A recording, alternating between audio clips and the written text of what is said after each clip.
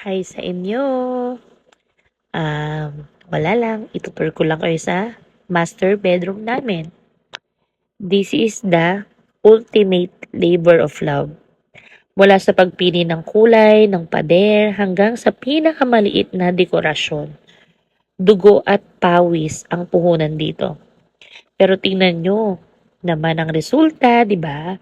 Sobrang ganda. Syempre, for me, sobrang ganda. Sa totoo lang, hindi na ako makapaghintay na sumapit ang gabi para lang makapagpahinga at matulog dito. Sobrang cozy, sobrang relaxing, at lalong sobrang deserve. Matutulog ako, kami, na may ngiti sa mukha gabi-gabi. Sobrang nakaka-proud lang, 'di ba? Imagine, sasabihin nga natin parang ako lang 'to, 'di ba? Pero hindi. Nangarap tayo. Kasi yun naman talaga yung number one na libre sa mundo, 'di ba?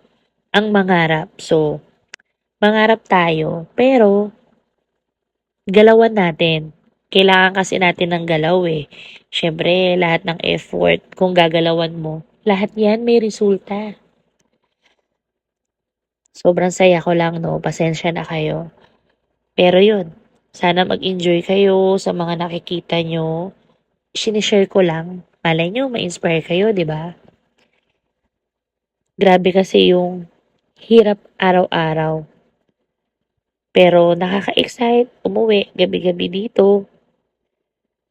Pagkatapos ng mahabang araw, 'di ba? Sa wakas, almost siguro mga 90% matatapos na 'to.